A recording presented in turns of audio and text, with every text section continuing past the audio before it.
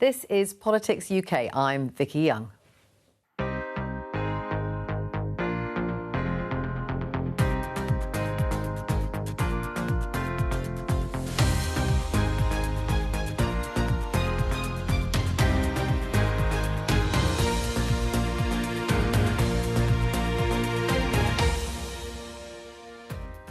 Welcome to your weekly roundup of parliamentary highlights. I'll be joined by correspondents in Edinburgh and Cardiff, and here in Westminster by our parliamentary correspondent, Sean Curran.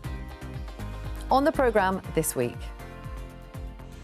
The changes needed to eliminate the risk of refoulement may be delivered in the future, but they have not been shown to be in place now. The Home Secretary's appeal is therefore dismissed. The government loses its case against the appeal court's ruling that its scheme to deport some migrants to Rwanda is unlawful. The announcement at the Supreme Court comes just before Prime Minister's question time. Sir Keir Starmer goes on the attack. He bet everything on it, and now he's totally exposed. The central pillar of his government has crumbled beneath him. When it comes to stopping the boats, Rwanda is one part of our plan which has already delivered a reduction in the number of small boats this year by a third, Mr. Speaker.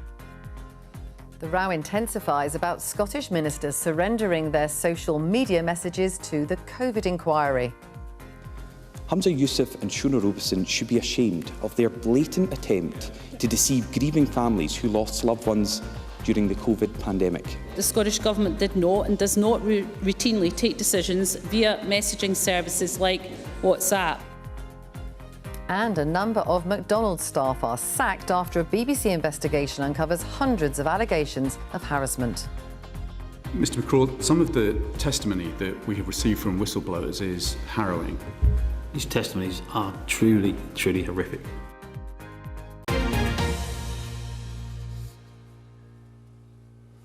Well, it's been quite a week, starting with the sacking of the Home Secretary Suella Braverman and return of David, now Lord Cameron. There were debates on the contents of the King's speech, the government's legislative agenda, and the Rwanda judgment at the Supreme Court, and votes on a ceasefire in Gaza. Well, Sean, welcome. Goodness me, it's been a bit busy, hasn't it? It has. Let's start with the Supreme Court's ruling on the government's plans to deport some migrants to Rwanda, obviously the centrepiece of their migration policy. Yes, you remember at the start of the year, Rishi Sunak set out his 5 priorities for the year, his 5 promises, really, and one of those was this promise to stop the small boats crossing the channel.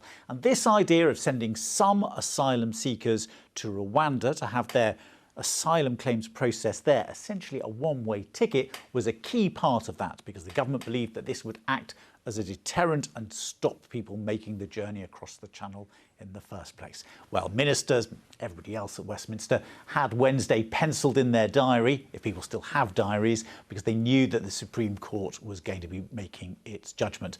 And as we've heard, the Supreme Court said that the plan was basically unlawful, and it raised concerns about the safety of Rwanda. So that now knocked a big hole in the government's plan, and of course it came on the morning when the newspapers were full of a letter from the sacked Home Secretary Suella Braverman, with lots of stinging criticisms of the Prime Minister and of criticism of the way he had approached this issue. She claimed he didn't have a plan B if the court ruled against the government. So the scene was set for the new Home Secretary, James Cleverly, to come to the Commons and make a big statement just a couple of days into the job. The Prime Minister has said that if our domestic legal framework frustrates our plans, he is prepared to change our laws. But I will inform the House we are not going to put forward proposals simply to manufacture an unnecessary row for political gain. We have a plan to deliver the Rwanda deal. They're not listening, Mr. Speaker, so they might want to listen to this. We have a plan to deliver the Rwanda deal, and we will do whatever it takes to stop the boats. I welcome the new Home Secretary to his post. He is the 8th Conservative Home Secretary in 8 years. And what a mess he has inherited. The court conclusions today are damning.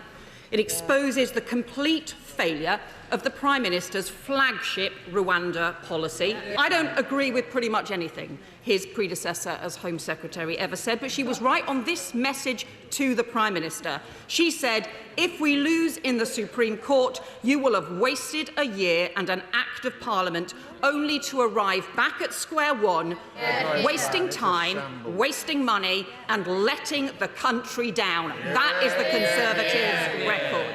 I've written here in response to the various questions, does she have a plan? Does Labour have a plan? And no. Mr. Speaker, if the bench is opposite could curb their enthusiasm and listen to what I was about to say next, I was going to concede that it's clear they do have a plan. And their plan, their great idea, is to do what the government is already doing. Can I ask my right honourable friend to confirm that the judgment that the Supreme Court made today was not contingent on the ECHR? Indeed, the fundamental judgment was made regardless of the ECHR. She makes an incredibly important point. We look very closely at the judgment.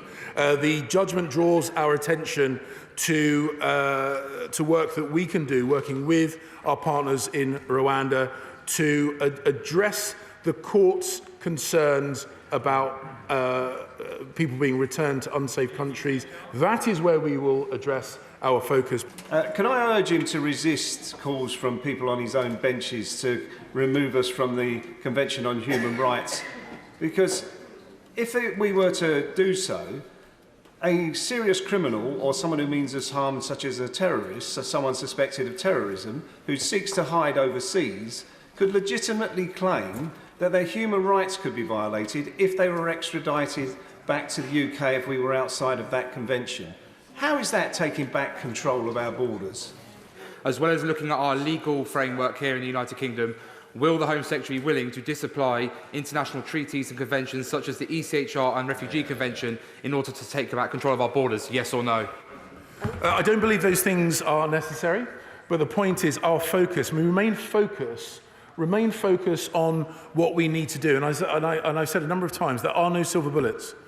This requires constant work, constant vigilance, constant effort, and I commit him and I commit to the whole House. That's exactly what we'll continue to do. And that ruling at the Supreme Court came just before Prime Minister's questions, which was probably quite helpful to Sir Keir Starmer. More helpful to the Labour leader than the Prime Minister. I think the Prime Minister would have rather been talking about another announcement that they'd had a couple of hours earlier, which had been about a fall in the inflation figures. But, of course, that good news was knocked away by the Rwanda judgment. And, of course, Sir Keir Starmer, with his approach, he also had that ammunition which Suella Braverman had supplied. And so it was quite a feisty, noisy set of exchanges between the two leaders. His Rwanda scheme, cooked up with his national security threat Home Secretary, has blown up. He was told over and over again that this would happen, that it wouldn't work, and it was just the latest Tory gimmick. But he bet everything on it, and now he's totally exposed. The central pillar of his government has crumbled beneath him. Does he want to apologise to the country for wasting £140 million of taxpayer cash and wasting his entire time in office? When it comes to stopping the boat, Rwanda is one part of our plan which has already delivered a reduction in the number of small boats this year by a third, Mr. Speaker. While he was wasting his time on this gimmick, the asylum backlog has swollen to 175,000 people. Taxpayers are paying £8 million a day on hotel bills, and 615 people arrived by small boat last Sunday alone. Plan A has failed. And after this session, whether he likes it or not, he'll have to go back to his office, back to the drawing board, and start from scratch. Can he assure the British public that he will drop what his former Home Secretary calls his magical thinking and start treating small boat crossings with the seriousness that they deserve? Mr. Speaker, he talks about taking small boats crossing seriously. He's opposed every single measure that we have taken, Mr. Speaker. Again, let me update him on what we've done this year. The number of illegal Albania arrivals down by 90%. 20,000 people returned this year. The number of crossings down by a third. He mentioned hotels, closing 50 of them. Money being saved for taxpayers. All, by the way, opposed by the party opposite. What is the honourable gentleman's plan? Yes, there we have it. A cosy deal with the EU, which would see the UK accept 100,000 illegal migrants. He doesn't want to stop the boats, he wants to welcome more of them. Will he level with the British public and finally admit he's failed to deliver on his promise? Mr. Speaker, this government has done more to tackle illegal migration than any in the past. And again, let's just review, Mr. Speaker. He's been on the wrong side of this issue his entire career. This is a man who described all immigration law as racist. He said it was a mistake to control immigration, and he has never once in this place voted for stricter asylum rules. It's clear, Mr. Speaker, while he might want to listen to the open border activists, I'm siding with the British people. He's had 3 reshuffles, a forgotten conference speech, an empty King speech. He even found time to fanboy Elon Musk. But not one of them has made the slightest difference to the lives of working people. If we had £1 for every time we had a reset, the cost of living crisis would be over long ago. His big idea is to keep turning his government on and off and hope at the wall and hope that we'll see signs of life. Is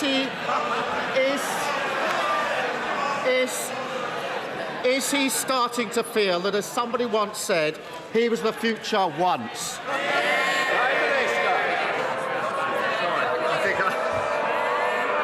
I slightly missed the end of that, but I've got to say, I was glad to hear finally the honourable gentleman did bring up the cost of living, because on that he is right. That is the #1 challenge facing countries up and down the family. And today, again, he mentioned it, but what he failed to recognise, and he talked about delivering on promises, today was a day that we delivered on the most important pledge I make to halve inflation, Mr. Speaker.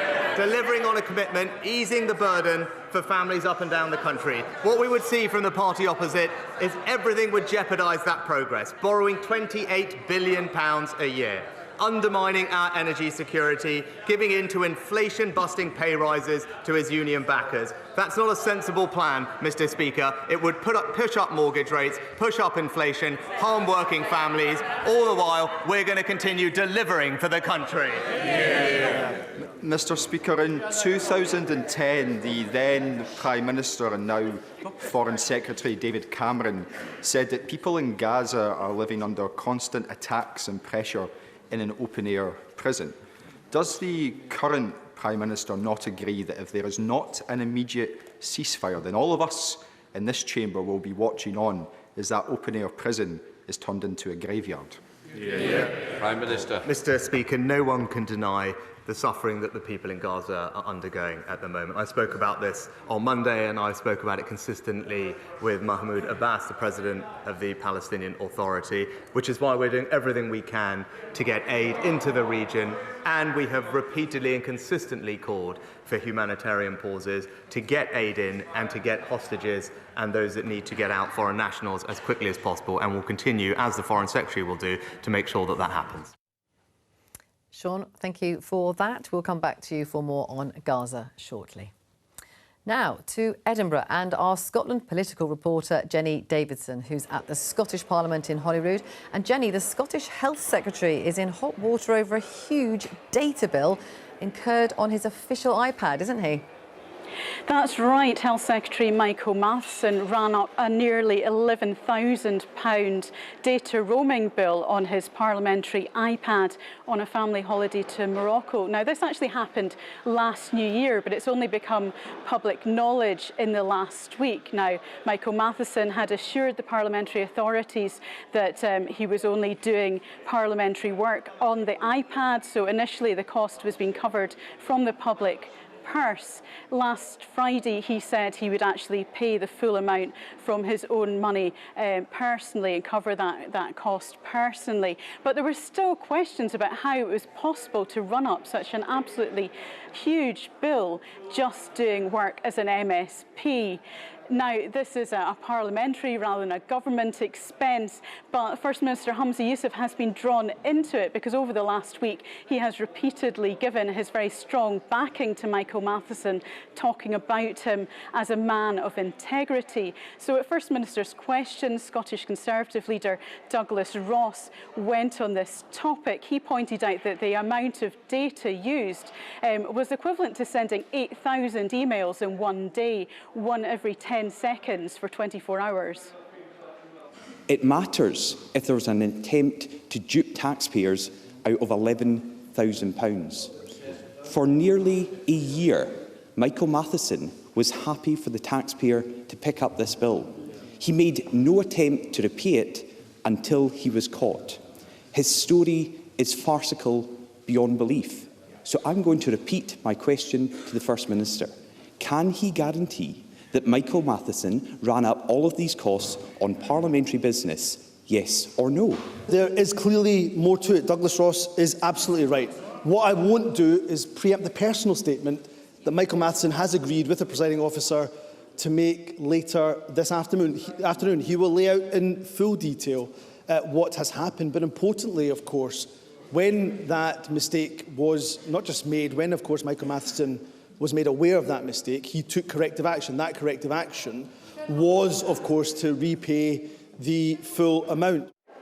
And shortly before we recorded this programme on Thursday, Michael Matheson made a personal statement to Parliament giving an explanation of what had happened. He said that they'd gone on a family holiday to Morocco on the 27th of December last year. He'd found that his phone wasn't working, but his iPad was. He'd contacted the Parliament's IT department on the 28th, been told that his iPad package should be fine in Morocco, so he said he'd gone ahead and used that in good faith. He had known nothing about any problems until he found that he was faced with this huge bill, or the Parliament was faced with this huge bill in January. As far as he knew, he said he'd only been using it for his work as an MSP. The provider had been unable to provide an explanation, so as far as they knew, it was a parliamentary expense. He was saying that this is what he believed until Thursday, when the story broke in the media. And on Thursday evening, his wife had told him that actually other family members had been using his parliamentary iPad for data. He said he had asked about this before, but clearly he'd not pushed hard enough. He took responsibility for the mistake, and also an earlier mistake which had caused this, which was not changing over his SIM card to a new provider when the Parliament got a new contract. But he said on Friday, when he had said he would repay the money after hearing what his wife had told him, he hadn't wanted to mention his family at that point. The responsibility for the iPad is mine. The responsibility for the data usage is mine. That is why my wife and I made the immediate decision to reimburse the Parliament the full costs. I contacted parliamentary authorities the next day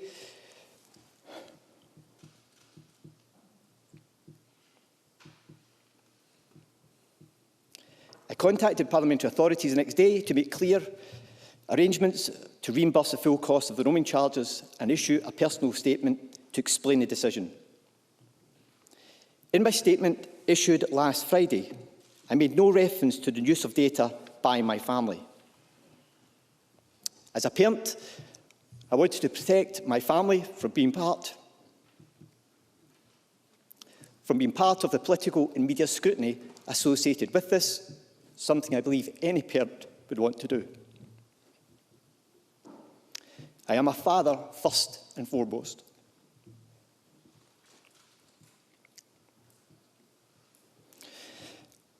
I can see now that it's just not possible to explain the data usage without explaining their role. Presiding Officer, the simple truth is they were watching football matches.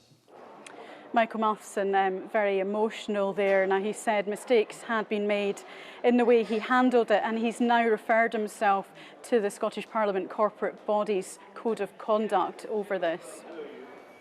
And Jenny, the row continues about Scottish ministers not handing over their WhatsApp messages to the COVID inquiry. What's the latest there?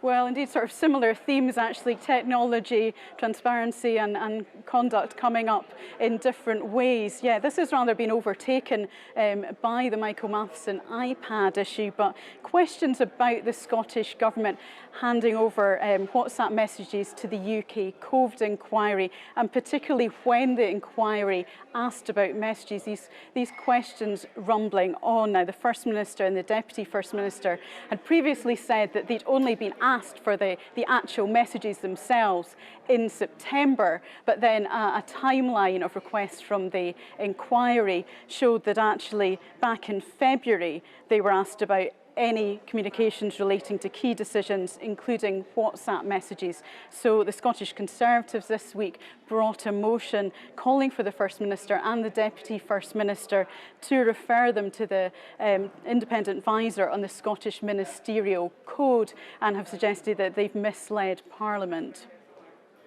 2 weeks ago, not a single WhatsApp message had been transferred from the Scottish Government to the COVID inquiry. The Scottish Parliament has been told contradictory stories about key messages the SNP government should have provided to the UK COVID inquiry and when that crucial information was requested. Hamza Youssef and Shona Robeson should be ashamed of their blatant attempt to deceive grieving families who lost loved ones during the COVID pandemic. They chose spin and secrecy over transparency and truth. How can we draw any other conclusion that they have not been honest, they have misled Parliament, they have broken the ministerial code? It isn't just because it speaks to an SNP government which has lost control. It isn't just because the story is another example of the secrecy and cover-up which has tainted the SNP's approach to so many of the scandals rocking this government, from ferries to public safety or to the state of our NHS. It is both of those things, but most importantly, it's about this SNP government being held accountable for their decisions and conduct during the most tragic event in living memory. The Scottish Government's interpretation of the requests from the inquiry at the time was that they were related in the main to decision-making. As we've already set out, the Scottish Government did not and does not routinely take decisions via messaging services like WhatsApp. Subsequently, and in line with the inquiry's requests, we have provided a far wider scope of almost 28,000 messages to the inquiry to go along with the thousands of documents that had already been shared. We are committed to full cooperation with both the Scottish and UK inquiries, and the reason for this is simple. As others have said, learning the lessons from the pandemic is vital to prepare for the future. Now, that motion fell, so the First Minister, Deputy First Minister won't have to report themselves over any breaches of the ministerial code. They've both explained the issue that they earlier interpreted the request from the UK COVID inquiry too narrowly, and they have apologised to COVID-bereaved families over any distress caused by this. Thank you very much, Jenny. Jenny Davidson there at Holyrood. Thank you. Back to Westminster now and the debate over whether to call for a ceasefire in Gaza. Now, Sean, on this issue, we've got the government who are not calling for a ceasefire. The SNP and the Liberal Democrats are, and Labour, well, they're split on it, aren't they? Yes. So what happened this week was that the debate on the King's speech came to an end, and it's a tradition at Westminster that at the end of the debate on the King's speech, there's a chance for parties to bring forward amendments and motions. They don't have to relate to the legislation that's before them. The SNP, and we heard the exchange between Stephen Flint and Rishi Sunak a bit earlier, they had brought forward a motion calling for a full ceasefire in Gaza. Now, the government's position, and to some extent Labour's position, are more or less the same. They say that Israel has the right to defend itself following the Hamas attacks of the 7th of October, and they reject the idea of a ceasefire. Sir Keir Starmer has said he felt that a full ceasefire would simply embolden Hamas to rearm. Instead, they, like other international partners of the UK are saying there should be humanitarian pauses so that aid can get into Gaza, foreign nationals and hostages can get out. So that was the scene that had been set before the debate and the vote. But what happened at the end was that more than 50 MPs defied Keir Starmer and voted for this SNP amendment, and he also lost members of his front bench team. And it's the biggest parliamentary rebellion he's suffered since he's become leader. All of us condemn the truly barbaric attack by Hamas terrorists on the 7th of October. And under international law, we respect countries' right to defend their citizens from terrorist attacks, and also countries' obligations to abide by international law. A ceasefire would play into the hands of terrorists and terrorism. And the Scottish nationalists have engineered an amendment to this debate, amongst others, to incommode and undermine the Labour leadership. But what they actually undermine is community cohesion and the Jewish community in this country. Hospitals have been bombed, refugee camps have been bombed, United Nations schools have been bombed, ambulances bombed, bakeries bombed, mosques and churches bombed, northern Gaza bombed, Gaza City bombed, Khan Yunis bombed, the Rafah border bombed, almost every inch of the Gaza Strip bombed. Make no mistake, this is a humanitarian catastrophe, which is why I urge members to back an immediate ceasefire on all sides and push for the release of hostages. As you will know, this has been an extraordinarily difficult day for many members in this House. But for me, this is the most difficult day I've had to endure in my parliamentary career. We are now over a month on from the atrocious attacks by Hamas on October the 7th, and we were all right to utterly condemn those attacks. But ahead of the votes that we are going to take in a moment, I wanted to let the House know that today I lost my first family member. Today, I wanted to vote for peace. I wanted to be voting for a two-state solution, because that's the only way that these horrors will never be seen again. I wanted to vote for getting Hamas out of Gaza. And I wanted to vote for those reasons for an immediate bilateral ceasefire, so that families like mine, but also families in Israel, don't have to endure this anymore. I urge colleagues from all sides to bear in mind that this is more than just party politics right now. I'd like to start with a meeting I held 2 weeks ago in Cairo with the Egyptian Foreign Minister. He reminded me that it has been almost exactly half a century since Egypt and Israel were at the height of the Yom Kippur War, a 25-year pattern of conflict some feared would never end. Few expected the narrow diplomatic openings to lead to lasting peace. But diplomats seized those narrow openings.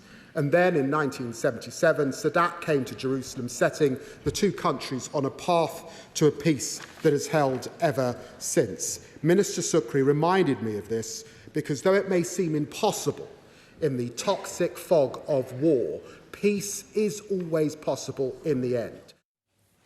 Now, of course, the King's speech, as you say, the debates on that going on, one on the economy as well. Jeremy Hunt, the Chancellor, laying out his plans. And I suppose people looking ahead a bit to the autumn statement next week as well. Yes, I mean, that's one of the big set pieces for the Chancellor. And this was really the last chance MPs were going to have to question him or debate with him before he delivers that big statement next week. And in this debate, we had Labour, who were basically calling for the budget watchdog to be given some beefed up powers to prevent, as they saw it, a repeat of last year's mini budget. But we also had Jeremy Hunt giving a kind of a preview of the themes he'll be setting out when he delivers that statement next week. Mr Deputy Speaker, after 13 years of Conservative government, the questions that people will be asking at the next election are simple. Do me and my family feel better off after 13 years of Conservative government? Do our schools, our hospitals, our transport infrastructure work better than when the Conservatives came to office 13 years ago? In fact, does anything in Britain work better today than when the Conservatives came to office? And the answer is a resounding no. This King's Speech isn't remotely up to the task of changing our country for the better and meeting the challenges head-on. Real change cannot come from 5 more painful years under the Conservatives, but only with a fresh start with Labour. In the last 13 years, under Conservative governments, we have built Europe's largest tech sector, double the size of Germany, 3 times that of France, the 3rd largest in the world. We also have Europe's largest life science sector, saving more lives from vaccines and treatments discovered in Britain than any other country globally. More offshore wind than anywhere in Europe, bar Norway and Germany, the 3rd largest sector on the continent. And we have a world-leading creative industries sector, including Europe's largest film and TV industry and a thriving publishing industry that has even produced a book written by the Shadow Chancellor, which helpfully collates some fascinating information from the World Wide Web. As we start to win the battle against inflation, we can focus on the next stage, which is growth. So next week, we will see an autumn statement for growth. Because no business can expand without hiring additional staff, I will address labour supply issues to help fill the nearly 1 million vacancies we have, working with the excellent Secretary of State for Work and Pensions. This will build on the 30 hours of free childcare offer that I announced for all eligible children over 9 months in the spring budget. Given the misery that they have wrought through austerity, through the infamous mini-budget and everything else, they should have put the cost of living at the forefront of the King's Speech. They should have listened to those struggling to pay their electricity bills, to put food on the table, to keep a roof over their heads. Instead of talking about tents, they should have been talking about rents. And while they pound the slogans of division by talking about stop the boats, I trust the public will make sure that all they do for this terrible government is stop the votes. This Conservative government has wrecked the economy and they continue to make everyone else pay for it. They've given tax breaks to big banks and the oil and gas giants, while the rest of us have suffered higher taxes, higher mortgage bills and spiralling inflation. The King's Speech showed a government with absolutely no interest in tackling the cost of living crisis. There was nothing to address food price inflation, nor to support struggling households with their soaring mortgage payments, and it ignored the need to protect the most vulnerable from high energy bills this winter. If there's one thing that all parts of the political spectrum can agree on, it's that the UK needs to grow its economy. Thank you very much, Sean. We'll have some more from you later. To Cardiff now, and our Wales political reporter, Rhodri Lewis, who's at the Welsh Parliament, the Senedd. Rhodri, the Welsh Government has announced council tax reviews. The big question everyone wants to know, are the bills likely to go up or down? Well, Vicky, what's happening is that Labour ministers here, along with Plaid Cymru, have agreed to introduce a system which they say will be more progressive than the one that we have at the moment. The Welsh Government's looking at several options, including introducing new council tax bands at both the bottom and the top end of the scale, and is trying to address a situation where households at the bottom of the range pay proportionately more in council tax than those who live in the most expensive homes. In addition to new bands, the amount of tax households would pay in each band would change, with a lot less paid by those in the lowest bands and more paid by those in the most expensive properties. The result would be a decisive move in the direction of fairness, with significant reform to the structure of the tax. Because we know that up to around 450,000 homes across Wales could see their council tax levels rise under proposals being outlined. And you've previously said that empathy is at the heart of your thinking on finance issues. I'd like to understand how raising the tax of 450,000 people aligns with the empathy that you feel for them through this consultation. Now, the decision on which system may be brought in is expected by next Easter, but at the moment, some of the highest potential increases could be in Conservative areas that Labour are targeting the seats for Westminster. And it's easy to be cynical, of course, but many are saying that the date for bringing in these changes could easily be delayed until after the next general election. And Rodri, Welsh rugby has faced allegations of sexism and misogyny this week. What are the details? Well, a report this week found that sexism, misogyny, racism and homophobia were not properly challenged within the Welsh Rugby Union. The Welsh Government has said that the report should act as a watershed moment for rugby here and it needs to be acted upon. And the Sports Minister was asked about this by Plaid Cymru's Heledd Vychan. I recognise that the WRU has acknowledged the report's seriousness in its response yesterday, and this is to be welcomed. And I agree with you in terms of the need for the Union to act on the recommendations without delay to restore and regain trust. However, we also know that the Welsh Government wasn't entirely blind to the allegations before they saw the light of day in the BBC's programme Wales Investigates, broadcast in January of this year, and that Tonia Antonazzi MP wrote to you in May of 2022, drawing attention to concerns about the WRU and asking you to intervene personally in this matter. It's crucial that the government, which has a financial relationship with the Union, has stringent processes in place to ensure the propriety of that relationship. The WRU has committed to learning lessons. And what lesson have you, Deputy Minister, learned? And have improved processes been put in place to ensure that action is taken if similar concerns are ever raised with you in future? I think the substantive point here is to acknowledge the investigation into what has happened in the WRU. It was, after all, a report about the behaviour of the WRU, not about the behaviour of Welsh Government. The report really should be serving as a watershed moment. It brings a change for the whole of Welsh rugby. I've only had a very short time to consider the report in full, and I'll be meeting with the WRU to discuss their recommendations and their wider plans to address those, hopefully over the next few days. Now, the new chair of the Welsh Rugby Union has apologised for the organisation's conduct, and its new chief executive has said it will implement all the recommendations that have been made. And finally, Rodri, the Welsh Parliament have banned GB News from their internal TV system. What's behind that decision?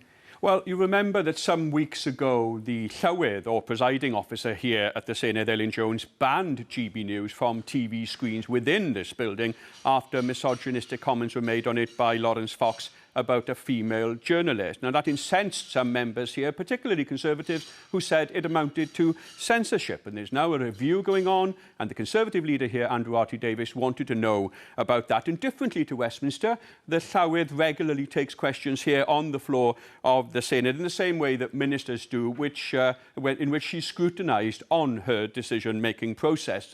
But first, let's hear from Mr Davies. Would you elaborate on the independent work that you've commissioned as a commission to set the benchmark for what guidance might be going forward on what's available on the Senedd's internal network? And when might that work be completed so that the commission can make an informed decision about reinstating channels if that's the outcome from the review? Don't expect me to tolerate it, and don't expect me to facilitate it to be continued on the Senedd internal television system. I know you don't condone these comments, Andrew Davies, but please understand and respect my attempt to protect women and men working in this Senedd from having to witness them on our internal Senedd system. And now on to the next steps. Firstly, I have written to the Chief Executive of GB News to ask what lessons have been learned from the Lawrence Fox interview and what new training and editorial guidance are in place to better deal with such contributions in the future. I've received no reply. Secondly, GB News remains suspended, and the Commission is seeking independent input, as you've outlined, Andrew Davies, to develop a broadcasting protocol to provide clarity on the channels to be available on the Senedd's internal television system into the future. Now, Elin Jones went on to say that if people were, in her words, desperate to watch GB News in the meantime inside the Senedd, they could do so on their phone or laptop. Roger Lewis there at Cardiff Bay, thank you very much. Back now to our parliamentary correspondent, Sean Curran. We'll look at the committees now. And a senior boss at McDonald's appeared before the Business and Trade Committee. Now, this comes after a BBC investigation which unearthed claims of sexual harassment and bullying. What did he have to say about all that? Yes, so McDonald's has now fired 18 workers following those BBC reports, and they've had complaints from around 400 people who are working for the company. So this set the scene for quite a difficult, I think, cross-examination of the chief executive of McDonald's in the UK when he appeared before the Business Committee.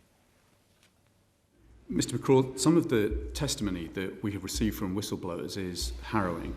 The BBC has provided reporting of sexual assault, but some of what we've heard from whistleblowers includes the following. Sexual conversations between 16-year-old employees and adults were so normalised that no one in management ever did anything about it. Another said, if a 16-year-old asked me whether they should work at McDonald's, I would tell them not to. The chances are that older male managers will take advantage of them. One of the parents we heard from said to witness our children being spoken to, demoralised and degraded in their everyday working environment and treated with so little respect as a human being was horrific to stand by and watch. How would you feel, Mr McCraw, if this was your kids? These testimonies are truly, truly horrific. It's very hard to listen to be in charge of the business where some of these things have occurred in some of our restaurants is something that is very, very difficult to hear. I am absolutely determined to root out any of these behaviours, identify individuals who are responsible for them and make sure that they are eradicated from our business. You've been the chief executive for how long? 2 years. So hundreds of these cases have occurred on your watch. Hundreds of young people have suffered sexual harassment on your watch. So the question for us is, are you running an abuser's charter or are you just a bad manager? These cases, as I said, are absolutely horrendous. What I'd like to be clear about is that we will tackle them and make sure that you do everything I can to eradicate them from the business. On your watch, how many cases have there been of young workers reporting sexual harassment? How many? Probably the best way for me to answer that would be... Well, the best way to answer it is with a number. Okay, so we have received 407 contacts of all types about relating to safe, respectful, inclusive workplace. And that's 407 since when? So those were reported from the setting up of our independent handling unit in July. In 4 months, you've had over 400 cases reported to you. That is correct. They do not all occur in that period of time, and they are not all sexual harassment cases. So, as I said, we've had 17 confirmed sexual harassment cases that have led to disciplinary action, and we're investigating a further 27. How many have been reported to the police? By McDonald's, we wouldn't report directly a sexual harassment case that would be reported by the individual. With this franchise system, your razor-like focus will be on the quality of the product. Why on earth are you not paying the same level of attention to the people who deliver the profits for you and your franchisees that you do to quality control when it comes to your product? Or is it just that you've franchised away your responsibilities? First of all, our focus on our people is every bit as strong as it is on the quality of our Well, quite clearly not, Mr McCraw. We've just heard the testimonies from people. You really can't sit there and tell us that your focus, if you focus, you need to get better glasses because you're not looking at this clearly enough. Thank you very much, Sean, for taking us through a very lively week. That is all for Politics UK. Politics Live will be back on Monday at 12:15 on BBC Two and iPlayer.